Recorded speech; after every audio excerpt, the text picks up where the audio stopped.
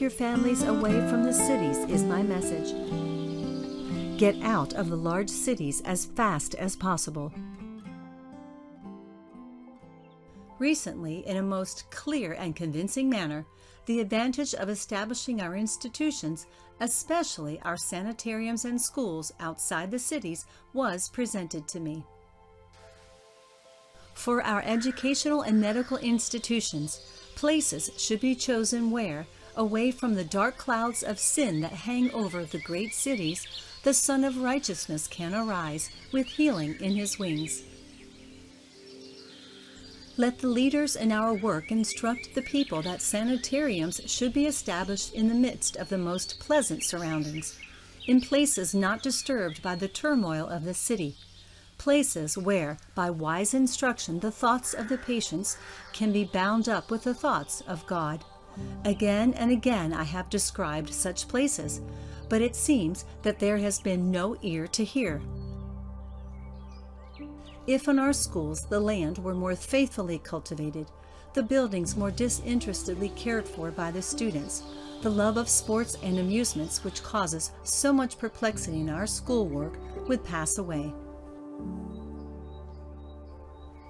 Out of the cities is my message. Our physicians ought to have been wide awake on this point long ago. I hope and pray and believe that they will now arouse to the importance of getting out into the country. Repeatedly, the Lord has instructed us that we are to work the cities from outpost centers.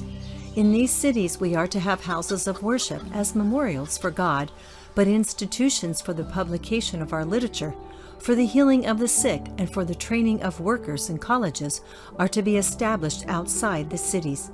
Especially is it important that our youth be shielded from the temptations of city life.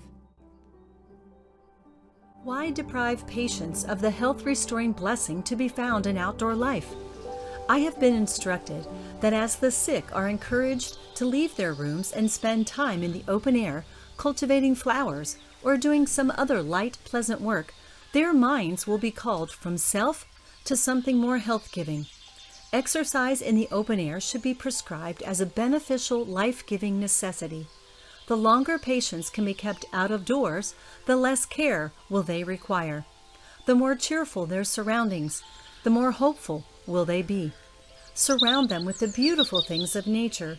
Place them where they can see the flowers growing and hear the birds singing, and their hearts will break into song in harmony with the song of the birds. Shut them in rooms, and be these rooms ever so elegantly furnished, they will grow fretful and gloomy. Give them the blessing of outdoor life. Thus their souls will be uplifted. Relief will come to body and mind.